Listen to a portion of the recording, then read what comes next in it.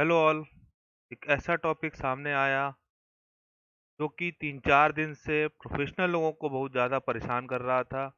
अगर आप खुद अपना रिटर्न फाइल कर रहे हैं तो आपके लिए बहुत बड़ी प्रॉब्लम आ गई सामने कि जीएसटीआर 2B जो नया रिटर्न लॉन्च हुआ वो लाइव हो चुका है पोर्टल पे।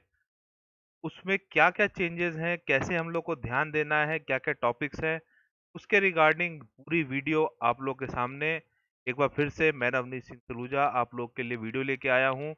जो कि जीएसटीआर 2B के रिगार्डिंग है, तो आइए स्टार्ट करते हैं इसको। सबसे पहले आप मेरी हेडिंग देख के समझ गए होंगे, GSTR 2B from July 2020 onwards a fix matching tool section 16(4) amended. अब मैंने 16(4) का क्यों यूज किया है ये भी आपको समझ में आ जाएगा। आइए स्टार्ट करते हैं इस वीडियो को ताकि आप लोग को ये जीएसटीआर 2B की सारी प्रॉब्लम्स जो कि आप लोग तक आ गई हैं या आने वाली हैं उसका रिकन्सिलेशन, उसका निस्तारण आप लोग आराम से कर सकें। उसी के रिगार्डिंग मेरा ये अपडेट, ये वीडियो बनाने का, वेबिनार करने का ये जो तरीका मुझे लगा ज़रूरी है, बहुत ज़्यादा ज़रूरी है। इसी के रिगार्डिंग ये वीडियो है और आइए स्टार्ट करते हैं इस वीडियो को। अगर आपने मेरा चैनल सब्सक्राइब नहीं किया है तो प्लीज़ सब्सक्राइब करिए ताकि मैं आप लोगों के साथ इसी तरह जुड़ता रहूं और इसी तरह जुड़ा रहूं और आगे प्रोफेशनल टच इसी तरह बना रहे। आइए स्टार्ट करते हैं इस वीडियो को। सबसे पहले बात कर लेते हैं 16(4) की जो कि इसमें बहुत ज़्यादा रिक्वायर्ड है। बिना 16(4) के आप इस सेक्शन को जीएसटीआर 2B को समझ ही नहीं सकते, ये आप अपने दिमाग में बिठा लीजिए। आपने कहा 16(4) क्या होता है, हम कहेंगे सर 16(4) एक टाइम पीरियड की बात करता है कि हम कब तक अपनी आईटीसी क्लेम कर सकते हैं। उसके बाद क्या होगा, आईटीसी लैप्स हो जाएगी। तो जीएसटीआर कि 3B के रिटर्न में अगर आप पूछें कि आईटीसी कब तक क्लेम की जा सकती है तो उसका जो मेरा सीधा सा रूल है वो 16(4) कहता है कि time period for claiming ITC और इनवाइस और डेबिट नोट, इन दोनों में क्या रहेगा उसके लिए बात होती है यहाँ पे। तो यहाँ पे जो इन्होंने कह दिया था कि टिल सितंबर तक आपको उसका बेनिफिट मिल सकता है, उसी को बेस बना के मैंने यहाँ पे लिखा, लेकिन इसमें एक आया था कमेंटमेंट जिसकी वजह से मुझे 16(4) यहाँ पे आप लोगों तक लाना पड़ा। तो बात कर लेते हैं इसमें क्या पहले रूल क्या था और अब इसमें अमेंडमेंट क्या आ गया है। तो टाइम पीरियड जो था इसका पहले था till September month following the end of financial year और annual return which is earlier. कुछ लोग को यहीं पे क्लैरिफिकेशन की रिक्वायरमेंट होती है कि जो आईटीसी जो हम ले सकते हैं वो 20 सितंबर तक ले सकते हैं क्योंकि 3B की बात होती है और ये सितंबर तक का वेट होता है, लेकिन यहाँ पे चीज क्लियर्ड है कि टिल सितंबर मंथ यानी कि 10 अक्टूबर तक हम आईटीसी का बेनिफिट ले सकते हैं। पिछले साल की अगर कोई मेरी इनवॉइस छूटी हुई है तो। इसके बाद बात कर लेते हैं अमेंडमेंट क्या था। What if invoice is made on previous year, यानी कि इनवॉइस पिछले साल बनी थी और जो डेबिट नोट था वो था करंट ईयर का आफ्टर सितंबर, यानी कि जो डेबिट नोट बना है वो इस साल बना है सितंबर के बाद। पहले क्या होता था, before amendment ITC can not be claimed, can't be claimed.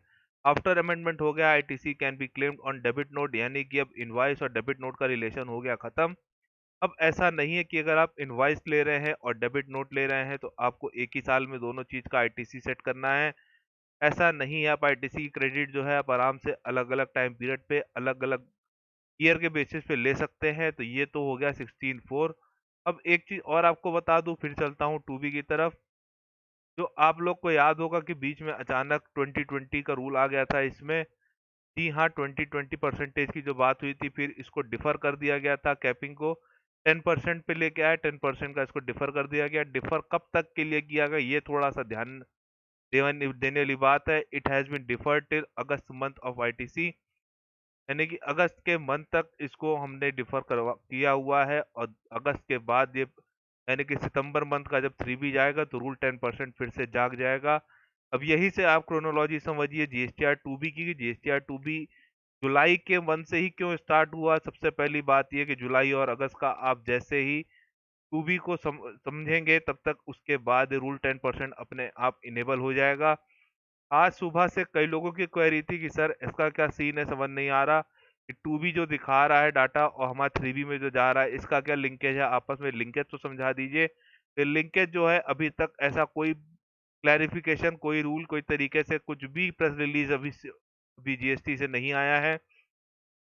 लेकिन मेरा जो मानना है, जिसमें मैं सुबह से रिसर्च कर रहा था कि what should be the clarification या what should be the rule जिसकी वजह से ऐसा पॉइंट आएगा, और यहाँ पे ये टू बी का इतना इन्होंने पैक्ट क्यों दिया है, ये चीज समझने में मुझे पूरा दिन लग गया। और तब मुझे याद आया कि ये तो रूल ऑफ 10% जो इंटरेस्ट जो कैपिंग की बात हो रही है आईटीसी की, तो ये जब मैंने चेक किया तो अगस्त के मंथ तक ये डिफर है, यानी कि सितंबर से स्टार्ट हो जाएगा। देखा जाए तो सितंबर का मंथ स्टार्ट हो चुका है 1 तारीख से, और इसीलिए इसको इन्होंने पूरी तरीके से पूरी प्लानिंग से जुलाई से स्टार्ट किया, ताकि जुलाई और अगस्त का अगर हम समझ लेते हैं जीएसटीआर 2B का भरने का तरीका, जो अपने आप ऑटो फिल रहेगा, ऑटो पॉपुलेट रहेगा, उसको समझने के लिए ही इन्होंने इस रूल को डिफर किया हुआ था। और जो रूल डिफर था उसकी वजह से सब रिकंसिलेशन प्रॉब्लम आ रही थी। अब ये रूल ऑफ 10% फिर से शुरू हो जाएगा सितंबर मंथ से, और तब इसके रिकंसिलेशन में आने वाली है प्रॉब्लम। अगर अभी भी आप मैनुअल काम कर रहे हैं तो आपके लिए बहुत बड़ा सरदर्द है, क्योंकि इसको रिकंसाइल करना बहुत बड़ी प्रॉब्लम आने वाली है 2B और 3B में रिकंसाइल करने में। अब स्टार्ट करते हैं 2B कहता क्या है, क्यों मैं ऐसी चीजें आप लोगों को मैंने बता दी जो चीज रिलेवेंट थी इन सब चीजों के लिए। अब उसकी बात कर लेते हैं जो कि जीएसटीआर 2B की बात कर रहा है। 2B में जो कुछ चीजों को इन्होंने रिकंसाइल करने की कोशिश की है, सबसे पहले 2B सब लोग कर रहे हैं, तो समझने ये तो जरूरी है कि 2A और 2B में क्या अंतर आ गया।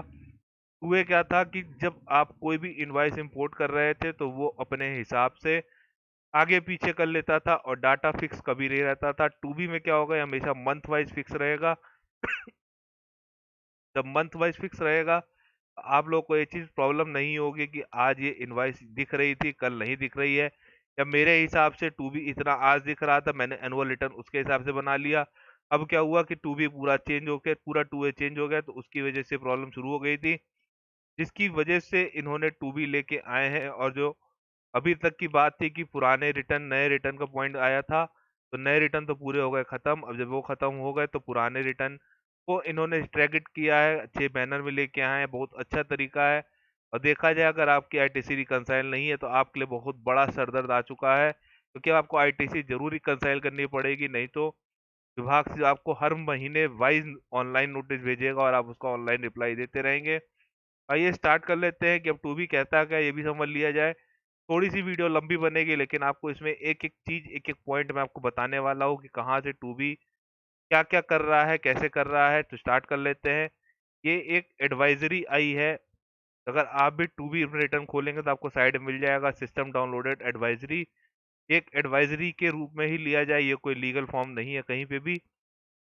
तो बात कर लेते हैं 2B है क्या चीज। 2B is a auto drafted ITC statement which will be generated after every registered person on the basis of information furnished by supplier in their respective GSTR1। यहाँ पे एक चीज समझने वाली ये आ गई सर, आप लोग तो ये कहेंगे मेरा तो मंथली GSTR1 ठीक है, और जिसमें मान लेते हैं कि मैंने जिससे परचेज किया उसको कंपोजिशन R1 है, तो क्या मैं आईटीसी नहीं ले पाऊंगा? जी सर, एकदम सही बात है, आप आईटीसी नहीं ले सकते। अगर आप ले भी रहे हैं तो 10% से ज्यादा लेने के लिए सोचिए कभी मत। अगर आपने 10% से ज्यादा आईटीसी लेने की कोशिश की तो बाद में जीएसटी विभाग आपको एक डिपार्टमेंट नोटिस भेज देगा और आपको उसका रिप्लाई देना पड़ेगा, और आईटीसी रिवर्स तक करनी पड़ सकती है, क्योंकि वहां पे तुरंत वो आपसे या तो कैश मांगेंगे या तो उसका आपका आईटीसी रिवर्सल का प्रूफ मांगेंगे कि सर आपने आईटीसी रिवर्सल कर दी, उसका प्रूफ दे दीजिए। पहली चीज तो ये यहाँ से क्लियर हो गई। मैं आपको जीएसटीआर 2B को एक एक पॉइंट को समझाने वाला हूँ, तो बहुत ध्यान से इस वीडियो को देखते रहिएगा ताकि आप लोगों को बात समझ में आ सके। तो यहाँ पे इन्होंने कह दिया 2B is an auto drafted ITC statement which will be generated after every registered person on the basis of information furnished by supplier in the respective GSTR one. जैसे ही आपके सप्लायर ने जीएसटीआर1 को भर दिया के बाद ये आपके पोर्टल पे आ गया। अब बात करते हैं कि पोर्टल पे कब आएगा। उसके लिए भी उन्होंने कह दिया available for each month on the 12th day of succeeding month, यानी कि 11 तारीख लास्ट डेट होती है, 11 तारीख लास्ट डेट के बाद 12 तारीख से आपको ये दिखना शुरू हो जाएगा। और जैसे ही 12 तारीख से आपको दिखना शुरू हो जाएगा तो आप उसकी आईटीसी लेने के लिए एलिजिबल हो जाएंगे और आप वो आईटीसी ले सकते हैं, अदरवाइज वो आईटीसी आप नहीं ले पाएंगे। अब मैं बात कर लेता हूँ पॉइंट नंबर 4 की। GSTR 2B for a month will contain the detail of all documents filed with supplier in the respective R1 to the due date of furnishing for the current month. Example के साथ इन्होंने बात की, तो example ले लेते हैं। GSTR two be generated for the month of July 20 will contain all the details of all documents filed by supplier in their R1 from 12 July 2020 to 11 अगस्त 2020। जो बड़ी इन्वाइसेस या जो बड़ी कंपनियां होती हैं वो अपनी इन्वाइसेस को डेली बेसिस पे अपलोड करती हैं। तो जब डेली बेसिस पे आप अपलोड कर रहे होंगे तो आपको ये चीज़ समझ में आ गई होगी कि 12 जुलाई से लेके 11 अगस्त तक आपने जितनी भी इन्वाइस अपलोड की होंगी वो पूरी की पूरी यहाँ पे टू बी में आने वाली है। इसका ये भी एक चीज़ समझ लीजिए, अगर आप प्रोफेशनल हैं, नए नए प्रोफेशनल हैं या खुद अपना रिटर्न करते हैं, तो आपको ये चीज़ समझनी पड़ेगी कि जो सीधा फंडा है इसमें लोग ये चीज़ नहीं जानते हैं कि हम अगर रिटर्न को भरते हैं, रिटर्न भर देते हैं, मतलब इनवॉइस फिल कर देते हैं, और इनवॉइस फिल करने के बाद अगर हम उसको फाइल नहीं करते हैं तब भी मेरे टू बी में वो चीज़ दिख जाएगी, यानी टू ए में आ जाती थी, तो मैं मान के चलता हूँ कि टू बी में भी आ जाएगी। रिटर्न फाइल है कि नहीं फाइल है उसका स्टेटस भी दिखाएगा पोर्टल, वो बात अलग है, लेकिन आपकी इनवॉइस जो है वो इसमें आ जाएगी। उसके बाद बात कर लेते हैं जीएसटीआर 5 और 6 के इन्होंने कहा है। उसके बाद इन्होंने एक नई चीज ऐड कर दी है जो अभी तक 2A में नहीं आती थी। इसके लिए कई लोग परेशान रहते थे, एसईजेड वाले ज्यादा परेशान रहते थे कि भैया इसको कैसे लिया जाए, इसका तो बेनिफिट दिखता नहीं है यहाँ पे। अब यहाँ पे इसके लिए इन्होंने कह दिया GSTR two B also contain information on import of goods from the ICEGATE system including inward supply of goods receive from SEZ. This will be available from GSTR two B of August 2020 generated on 12 September. ये जो feature है ये नया add हुआ है, 2A में ये feature कभी नहीं था। उसके बाद बात कर लेते हैं कि रिवर्स चार्ज की, जो रिवर्स चार्ज क्रेडिट होता था इम्पोर्ट ऑफ सर्विस में, is not a further and will be continue to be entered by tax payer. Reverse charge की एंट्री तो हम यहाँ पे हम लोग कर नहीं सकते थे, इसके लिए आपको वहाँ पे अलग से डालना पड़ेगा। उसके बाद बात कर लेते हैं जो इन्होंने इनवॉइस का एग्जांपल दिया, बहुत ही बढ़िया एग्जांपल दिया है। एक बार पहले पॉइंट पढ़ लेते हैं फिर एग्जांपल पे चलते हैं।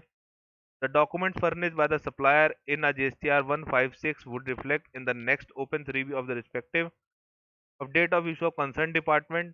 इसका मतलब क्या हुआ? If a supplier furnishes a document invoice 1 dated 15/5/2020 in JSTR for the month of July 20, यानी कि मई की इनवाइस थी, जुलाई में इसको डाला तो ये कब दिखेगा? Filed on 11 August, the detail of invoice 1 dated 15/5 will get reflected in 2B for the month of July 20, यानी कि जिस मंथ की इनवाइस है उसी मंथ में दिखेगा, मई की इनवाइस में नहीं दिखेगा। इन्होंने इस चीज इसको क्लैरिफाई कर दिया और यहाँ पे ये चीज बता भी दी, तो काफी हद तक क्लैरिफिकेशन एग्जांपल के थ्रू इन्होंने यहाँ पे दिया है कि जो इनवाइस आपकी थी वो जुलाई की थी, इनवाइस आपकी मई की थी, लेकिन आपने जुलाई में अपलोड की तो जुलाई के 3B में 2B में दिखेगा, मई के 2B में नहीं दिखेगा। इसी से मैं बार बार कह रहा हूँ, अभी तक क्या होता था कि ये सबसे बड़ा ग्लिच था 2A का, कि जिस महीने की इनवाइस रहती थी वो वहां पहुंच जाता था और हम लोग कभी भी रिकंसाइल नहीं कर पाते थे। अब ये चीज यहाँ से रिकंसाइल होती चलेगी कि जितना हम लोग क्लेम कर चुके हैं या जितना पहले पोर्टल में शो हो चुका है या जितना पोर्टल में शो होना बाकी है वो मंथ वाइज चलेगा, from the date of uploading the return, not from the date of the invoice. ये चीज आप लोगों को ध्यान देने वाली है यहाँ पे कि काफी हद तक बहुत बड़ा क्लैरिफिकेशन इन्होंने दे दिया। अब मैं बात कर लेता हूँ जिसके लिए मैं पूरा देख रहा था, 16.4 मैंने पढ़ा। ITC available summary captures the summary of ITC available as on the date of generation. It is divided into two parts. Part A captures the summary of credit that may be availed in relevant tables for Form 3B. Part B जो कहता है जो आपको reversal लेना है उसके लिए, ये भी एक पॉइंट यहाँ पे था। उसके बाद बात कर लेते हैं टेबल 10 की। Table 4 ITC not available summary captures the summary of ITC not available as on the date of generation of form 2B under the specific scenarios detailed at serial number 11। और ये सीरियल नंबर 11 तो आप 2B का गांठ मार के समझ लीजिए कहाँ से क्या चीज़ है, क्योंकि यही है मेन 16.4 का पॉइंट जो जहाँ पे कई लोगों को नहीं समझ में आया और उसकी वजह से ही ये इसको इस तरीके से इन्होंने प्रेजेंटेशन कर दिया कि अब आपको ये चीज़ समझ में आ जाएगी। जब आप 2B खोल के देखेंगे, अभी मैं आपको एक शॉर्ट में दिखा भी दूंगा, तो वहां पे क्या होगा कि credit shown as ITC available और credit shown as ITC not available, दो तरीके से आपको पोर्शन मिलेंगे उसमें टेबल 4 में। तो वहां पे चीज क्लियरली दे रखी है कि इनवाइस और debit note for supply of goods और सर्विस और both where the recipient is not entitled to ITC as per the provision of 16.4। इसीलिए मैंने आपको पहले 16.4 बता दिया। अगर आपने वहां पे सितंबर के बाद लेने की कोशिश की ITC, तो यहाँ पे ITC नॉट अवेलेबल के पोर्शन में आ जाएगा। कि आपने इसकी आईटीसी नहीं ली और फिर उसकी आईटीसी आप नहीं ले पाएंगे। आप यहीं से आईटीसी को जब रिकंसाइल करना शुरू करेंगे तो सितंबर से पहले पहले मार्च की आईटीसी जरूर कंप्लीट कर लीजिए। इस समय वही पीरियड चल रहा है जब मार्च के बुक्स ऑफ अकाउंट्स फाइनल हो रहे हैं, और जब बुक्स ऑफ अकाउंट्स फाइनल होते हैं तब तो पहले जीएसटी फाइनल होता है, तब बुक्स ऑफ अकाउंट से बात होनी चाहिए। उसी के लिए इन्होंने 16/4 की बात कर दी है यहाँ पे कि आप पहले 16/4 से देख लीजिए कि आपकी इनवाइस एलिजिबल है कि नहीं, टाइम पीरियड के अंदर आप उसकी आईटीसी अवेल कर रहे हैं कि नहीं। और दूसरी बात इन्होंने कह दी, इनवाइस और debit note where the supplier and place are in the same state while recipient is in other state, दूसरे स्टेट में है तो वहां पे भी ये चीज उसको नहीं लेने देगा। अगर ऐसा है कि आपने अवेलेबल नहीं थी आईटीसी लेकिन आपने ले ली है तो tax payer advice to self assess and reverse such credit in the form 3B में उसका रिवर्सल लीजिए, नहीं तो आपको बहुत बड़ी प्रॉब्लम होने वाली है। उसके बाद point number 12, tax payer advice to ensure that data generated in 2B is reconciled with their own records and books of accounts. ये तो नॉर्मल सी चीज है कि अगर आप 2B का डाटा सही से बना रहे हैं और अपने बुक्स ऑफ अकाउंट्स आपको रिकंसिलेशन जरूर करना पड़ेगा, तो tax payer should ensure that no credit shall be avail twice. ऐसा ना हो कि एक बार आप ले चुके हों और दोबारा उसको ले लें। Credit should be reverse as per GST act and rules in the form 3B। Tax on reverse charge basis shall be paid. अगर कोई भी टैक्स ऐसा कुछ बनता है तो रिवर्स चार्ज के बेसिस आपको पे करना पड़ेगा। Detail of all documents in 2B is made available online as well as through download facility. अब ये बहुत अच्छी चीज दे दी कि आप इसका एक्सेल भी डाउनलोड कर सकते हैं 2B का, और पीडीएफ तो आप डाउनलोड कर ही सकते हैं। देयर में B scenario where a percentage of the applicable rate of tax may be notified by the government। अभी ये कितना परसेंट रहेगा अभी ये चीज नहीं बताई, मेरे हिसाब से 10% ही रहेगा। अब बात कर लेते हैं कि किस तरीके से क्या हेडिंग्स रहेंगी, कैसा क्या आपको इसमें समझना है। सबसे पहले टेबल 3 आएगी आईटीसी अवेलेबल की। मैं आपको एक शॉर्ट बता भी देता हूँ, मैंने एक क्लाइंट का भी देख रहा था। ये आ गया यहाँ पे टेबल ए। पार्ट ए की बात कर रहे हैं, all other ITC supplies from registered by other than reserve charge, इसी की बात यहाँ पे ये कर रहा है। All other ITC supplier from registered person other than reverse charge. इसमें क्या हुआ, this section contains of the details of suppliers which have been declared and filed by your supplier in the form R1 and 5। ये इन्होंने R1 में यहाँ पे दे रखा है। इन्होंने एक एडवाइजरी दी है, if this is positive credit में भी अवेल्ड अंडर टेबल 4A5, यानी कि आप इसकी आईटीसी ले सकते हैं। अगर ये निगेटिव है तो आपको उसका रिवर्सल करना पड़ेगा। यहाँ से चीज क्लियर हो जाती है। उसके बाद बात आगे कर लेते हैं अगले की, इनवर्ट सप्लाई फ्रॉम आईएसडी। इसमें वही चीज है कि जो GSTR 6 से लेगा ये डाटा के लिए भी इन्होंने कह दिया कि अगर ये पॉजिटिव है तो आप उसका क्रेडिट 3B में ले लीजिए, अगर निगेटिव है आपको रिवर्सल करना पड़ेगा। उसके बाद बात कर लेते हैं लायबल फॉर रिवर्स चार्ज की। अगर आपने R1 में सही डिटेल भरी है तो वहां पे अगर कोई रिवर्स चार्ज का कोई पॉइंट आता है तो आपको का यहाँ पे अपने आप बेनिफिट दिख जाएगा। इसमें भी ये चीज कह रहा है, this supply shall be declared in table 3 of payment of tax, credit may be availed under table 4A3 of on payment of tax. ये भी चीज यहाँ से क्लियर हो गई रिवर्स चार्ज की भी। उसके बाद इम्पोर्ट्स ऑफ गुड्स के लिए कह रहा है, जो कि पहली बार ये चीज ऐड हुई है। This section provides the detail of IGST paid on import of goods from overseas and inward supply of good from such developer on bill of entry amendment thereof. these detail are updated on near real time basis from the IceGate system। इसके बाद बात करता है कि this table contains the data of import made by you in the month for which 2B is been generated for, जो हमने import किया है की डिटेल यहाँ पे आ जाएगी। ICEGATE reference date is the date for which the recipient is eligible to take ITC. ये आप लोग को थोड़ा सा ध्यान देने वाली बात है, अगर आप भी इंपोर्ट ऑफ गुड्स कर रहे हैं तो आइस गेट की जो रेफरेंस डेट होगी वही डेट मानी जाएगी eligible date for taking of ITC. और table also provide if the bill of entry was amended, अगर कोई बिल ऑफ एंट्री अमेंड हुई है तो उसके लिए भी है। ये जो शुरू होगा ये आपका शुरू होगा अगस्त के मंथ से, यानी कि 12 सितंबर से। के बाद ITC available part B section 1 others के अलावा जो कोई और रिवर्सल है या कोई बात है तो उसके लिए आ गया। ITC not available part A section 1। ITC not available के मैंने आपको 2 पॉइंट बताया, 16/4 और सेम स्टेट, और जो सप्लायर है वो दूसरे स्टेट का है तो उसके लिए तो यहाँ से आपको उसका रिवर्सल करना शुरू करना पड़ेगा। Invert supply from ISD, ISD से कोई इन्वर्ट सप्लाई है तो उसके लिए हो गया। Table A ITC not available part A section 3 का हो गया। इसी तरह table 4 ITC not available part B section 1 other. अब आपको एक छोटा-सा समरी व्यू दिखा देता हूँ कि कैसे आपका ये भरा जाएगा और कैसे ये पूरा रहेगा। ये मैंने एक का डाउनलोड किया था ऐसे समझने के लिए। उसके लिए पार्ट ए, पार्ट बी पहले आपको ध्यान देना चाहिए कि जो पार्ट ए दे रखा है, जो कि ये रहा कि part A ITC available, credit में भी क्लेम्ड इन रिलेवेंट हेडिंग इन 3B। यहाँ पे इन्होंने चीज़ कह रखी थी कि पार्ट ए जो आईटीसी हमारी अवेलेबल है वो, और पार्ट बी इन्होंने दे दिया आईटीसी रिवर्सल का, जो कि आपका सीधा-सीधा 16.4 और जो दूसरी कंडीशन है उसका है। अब आपको ये चीज़ समझ में आ रही होगी कि कैसे क्या चीज़ ऑटो पॉपुलेट हो रही है, लेकिन बात बस हर जगह वही है, इसको कैसे आप आराम से समझ सकते हैं और इसका जो मैंने कहा कि कैसे इसका जो नेगेटिव पॉइंट आ रहा है या पॉजिटिव पॉइंट आ रहा है, अगर ये 10% रूल वाला पॉइंट स्टार्ट हो जाता है तो वहाँ पे प्रॉब्लम है। और दूसरी चीज़ जो इन्होंने यहाँ पे कह दिया है कि अगर यहाँ पे पार्ट ए में ऑल अदर आईटीसी सप्लाईज में अगर ये पॉजिटिव है तो आप वहाँ पे पॉजिटिव लेंगे, अगर नेगेटिव है तो आप नेगेटिव लेंगे, और ये बहुत बड़ा कंप्लायंस हो चुका है। अगर हम देखें इस बात को तो कि कैसे जो विभाग है, जो डिपार्टमेंट है, आपके लिए एक नोटिस तैयार कर सकता है अगर हम आईटीसी इसके हिसाब से नहीं लेते हैं तो। कि गवर्नमेंट की जो प्रेस रिलीज आई थी उसमें इन्होंने साफ कह दिया था कि अब आपकी आईटीसी जो है वो एज पर 2B होना चाहिए, ना कि 2A होना चाहिए। और 2B है, अगर वो 10% रेट को कैप कर देते हैं तो तब भी एक आराम मिलेगा मेरे हिसाब से, वो तो आपका सितंबर से स्टार्ट हो जाना चाहिए। और अगर नहीं करते तो एग्जैक्ट तो मैच नहीं हो पाएगा सर, इसके लिए आपको 10% वाला कैप देना ही पड़ेगा। तो ये था छोटा सा कंटेंट 2B का जो मैंने पूरी रिसर्च की और आप लोगों तक पहुंचाने की कोशिश की।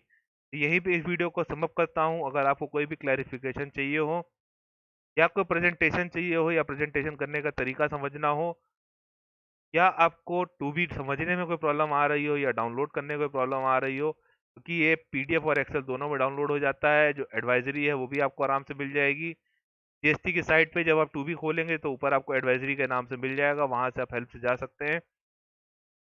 अभी भी अगर आपको इसकी कोई प्रेजेंटेशन समझनी है या आईटीसी कैसे लेनी है, कितनी लेनी है, ये चीज़ समझनी है, तो उसके लिए आप नीचे कमेंट बॉक्स पे कमेंट लिखिए और मैं आपको उसका जवाब विद इन अ डे देने की कोशिश करूंगा। और इसके अलावा अगर आपको कोई और क्वेरी है तो आप उसका कमेंट बॉक्स में कमेंट लिखिए, ताकि मैं उसके लिए आप लोग तक एक वीडियो बना सकूं या उसका जवाब आपको पर्सनली भी दे सकता हूं। व्हाट्सएप नंबर भी नीचे डिस्क्रिप्शन बॉक्स में है, इंस्टाग्राम का भी लिंक डिस्क्रिप्शन बॉक्स में है। ये था मेरा छोटा सा कंटेंट जो मुझे लगा आप लोग तक पहुंचाना बहुत ज़्यादा ज़रूरी है, और जो कि इस समय की बहुत ही ज़्यादा रिक्वायरमेंट थी इस वीडियो की, इसीलिए मैंने इस वीडियो को बनाने की कोशिश की। तो ये था छोटा सा कंटेंट। कैसी लगी वीडियो, क्या था आपका फीडबैक, जरूर नीचे दीजिए कमेंट बॉक्स में। यहीं पे वीडियो को समाप्त करता हूँ, यहीं वेबिनार खत्म करता हूँ। Till then Tata.